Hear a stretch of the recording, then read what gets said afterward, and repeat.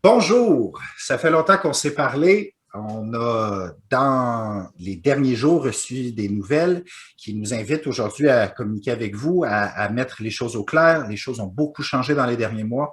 Alors, dans le message qui suit, on va essayer de préciser qu'est-ce qui a changé et comment on s'adapte dans nos communautés chrétiennes pour les prochaines semaines. La première des choses qu'on veut aborder, c'est les nouvelles normes gouvernementales. Donc, en date du 8 mars, il y a eu des nouvelles normes avec le passage en zone orange qui ont été mises dans nos milieux. Alors, la première de ces nouvelles normes-là, c'est le nombre de personnes dans nos assemblées. Vous avez entendu que nous pouvons maintenant célébrer jusqu'à 100 personnes dans nos assemblées en respectant la distance de 2 mètres. Ce que ça veut dire, c'est que dans les plus grandes églises de nos milieux, on peut aller jusqu'à 100 personnes, mais avec une distance de 2 mètres, pas 1,5 mètre, 2 mètres entre les personnes. Dans certaines de nos églises plus petites, il faut recalculer, il est possible que ça soit moins que 100 personnes qui puissent entrer. 100 personnes, c'est pour les messes, c'est pour les célébrations dominicales de la parole, c'est pour les célébrations si particulières qu'il y a dans la Semaine Sainte, par exemple, un chemin de croix. C'est pour toutes nos célébrations dans les lieux de culte, à l'exception des funérailles, des mariages et des baptêmes, qui sont encore limités à 25. Ça, c'est la loi. Alors, la loi, c'est 100 personnes dans nos églises pour les célébrations, à l'exception des funérailles, baptêmes et mariages, qui sont encore limités à 25 personnes. Les masques sont maintenant obligatoires en tout temps pendant la célébration. On ne peut plus l'enlever une fois assis à notre place comme c'était le cas avant. Les masques sont maintenant obligatoires, mais des masques de procédure. Alors, ceux qui arrivent avec les tissus qu'ils avaient tricotés eux-mêmes, les masques artisanaux, tout ça, c'est plus valide. C'est obligatoire d'avoir un masque de procédure, les masques d'hôpital, et de le porter tout au long. Les seules exceptions, c'est quand quelqu'un parle au micro, il peut retirer le masque, ou quand quelqu'un chante au micro, il peut retirer le masque. Ce qui amène au chant. Pendant un certain temps, on n'avait plus le droit de chant du tout. Maintenant, on a le droit jusqu'à 2 personnes qui chantent. On peut avoir, par exemple, un musicien, quelqu'un qui chante, et les deux chantent ensemble, il n'y a pas de problème. L'Assemblée ne peut pas chanter, et les autres membres, le prêtre, ceux qui font la lecture, ceux qui sont dans le chœur, personne d'autre que ces 2 chantres identifiés peuvent chanter pendant la célébration. Pour ce qui est de la communion, les nouvelles normes exigent que ce soit le ministre de la communion qui se déplace pour limiter les déplacements.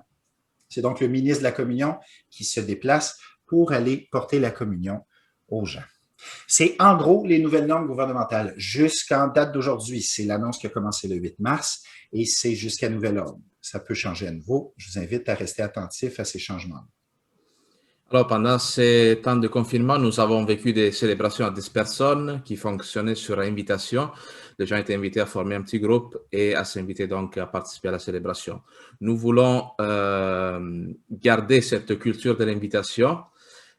Alors, il sera nécessaire de former des petits noyaux mobilisés qui assurent la mise en application des protocoles sanitaires, mais qui demande donc des messes. Nous, on va continuer ce style d'organiser des célébrations à la demande. Si vous voulez avoir une messe dans vos milieux, vous êtes invité à contacter Anne Leblanc à l'adresse qui va apparaître à l'écran, à former un petit groupe donc et à demander la messe. Nous demandons un minimum de 25 personnes qui soient déjà rassemblées, inscrites dans un petit groupe. Et le restant, donc les 75 places qui vont rester, vont demeurer ouvertes au public. Vu que c'est des messes qui sont être ouvertes au public, nous on va essayer de retrouver une certaine régularité dans les horaires de célébration. D'ici Pâques, nous espérons de pouvoir faire un horaire qui soit publié un mois à l'avance, mais cela, comme je viens de le dire, va dépendre beaucoup de la mobilisation de chaque milieu, son désir donc de s'organiser et de demander des messes. Nous vous reviendrons plus tard pour des précisions concernant la Semaine Sainte. Cette année, évidemment, à cause du lockdown et du couvre-feu, ce ne sera pas. Il faudra apporter des modifications, surtout pour ce qui concerne la Pâques. Les derniers mois nous ont permis de remarquer une difficulté de communication qu'on a dans nos milieux. C'est-à-dire que quand on s'est retrouvé sans messe, on s'est retrouvé tout d'un coup sans façon de rejoindre les paroissiens qui venaient à la messe de façon régulière.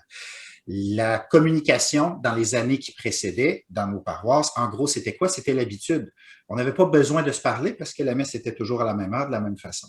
Une autre chose qui remplaçait la communication aussi, c'était les feuillets qui étaient distribués lors des messes.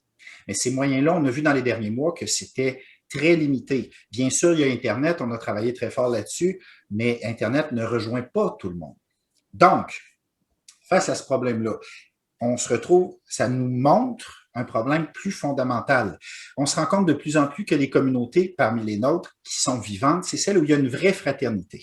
Et la fraternité, un des aspects de la fraternité, c'est qu'il y a un lien entre les personnes. C'est qu'on se rend compte que contre la solitude qui se vit, spécialement dans les derniers mois, contre l'espèce d'indifférence habituelle qui peut y avoir de plus en plus dans nos milieux à cause de la coupure qu'on a entre nous, il y a la nécessité d'être en lien, d'être fraternel. Mais fraternel, ça veut dire c'est comme un frère de qui on n'aurait pas le numéro de téléphone, qu'on n'aurait pas le moyen de rejoindre d'aucune manière. C'est pas un frère avec qui ça va très bien.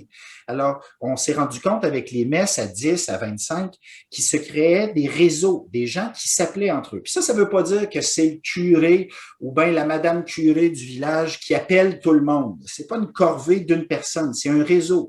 C'est des gens qui se font des chaînes téléphoniques. Chacun peut en appeler 2, 3, 4, mais petit à petit, avec la collecte des noms et des numéros de téléphone qu'on est obligé de faire de toute façon à cause du protocole, on va construire dans nos milieux, dans nos messes dominicales, une liste d'appels. C'est pas qu'on va vous appeler tous les jours pour vous demander comment ça va, mais ça va nous donner un moyen, aux 2 semaines, une fois par mois, de transmettre directement l'information sur les prochaines messes, sur aussi les événements de notre paroisse, sur les changements de normes qui pourraient arriver. Alors, tranquillement, avec ces listes-là, on va construire, avec votre approbation, évidemment, mais on va construire une liste téléphonique, un réseau de gens dans chacune des communautés qui veulent le vivre, qui vont pouvoir se rejoindre rapidement quand il y a de l'information à communiquer. Alors, peut-être certains d'entre vous en ont entendu parler, peut-être pas aussi. Depuis le début de l'année, depuis l'automne, une centaine de baptisés, de personnes se réunissent autour de l'équipe pastorale et de l'équipe missionnaire qui a été formée pour l'occasion pour vivre un processus de relecture pour faire des constats par rapport à la situation actuelle de notre Église. Donc, on s'intéresse à notre histoire, à notre environnement, les gens qui nous entourent, à la façon dont nous faisons la pastorale sacramentelle, à la façon dont nos finances se portent ou sur notre patrimoine bâti. Et il y a un aspect aussi qui concerne le regard sur notre réalité intérieure de nos communautés, nos forces et nos faiblesses. Donc, comment on fait les choses? Est-ce qu'on les fait bien? Est-ce qu'on a des lacunes? Est-ce qu'il y a des choses sur lesquelles on doit travailler? Alors, dans MBE, on a accès à un outil qui s'appelle le guide paroisse, c'est un questionnaire qui est structuré autour de 7 grandes dimensions qui nous permet de faire un diagnostic général sur la santé missionnaire, la santé générale de nos communautés. Alors, on demande à tous les paroissiens, à ceux qui ont Internet, évidemment, de le remplir par Internet en ayant reçu un lien par courriel prochainement ou en ayant accès sur la page d'accueil du site Web. Il y a un lien aussi pour accéder au questionnaire qu'on remplit à l'écran. Mais pour ceux qui n'ont pas Internet, des questionnaires seront distribués soit durant les rassemblements dominicaux, soit ils seront disponibles dans les boîtes à l'extérieur des secrétariats. Il sera possible de rapporter ces questionnaires-là dans les secrétariats aussi pour que soit des secrétaires ou d'autres personnes rentrent les données à votre place, si vous ne pouvez pas le faire vous-même, pour que les données soient compilées au total. Alors, on demande aux paroissiens, aux paroissiennes d'évaluer à la fois la vitalité de leur communauté locale et aussi le leadership des responsables pastoraux. Paroissiaux. Alors, on demande de remplir ce questionnaire-là avant le 30 avril pour que nous ayons les résultats pour l'événement du 29 mai. Vous pouvez le mettre déjà à votre agenda. Le 29 mai, c'est un samedi avant-midi. Nous ferons un gros événement qui va clôturer toute cette année de relecture de notre présent, de notre passé, qui va faire une compilation de ces résultats que nous vous demandons de nous donner et qui nous permettra de nous tourner pour la prochaine année pastorale vers l'avenir, c'est-à-dire les personnes que nous voulons rejoindre, la manière de le faire, les stratégies que nous voulons mettre en place, les personnes responsables, afin que notre Église devienne en sortie, c'est-à-dire une Église qui est tournée vers les gens qui ne connaissent pas le Seigneur et dans la vie de qui cette connaissance intérieure de cet amour pourrait faire une grande différence. Alors, merci de votre contribution et puis on se dit à bientôt.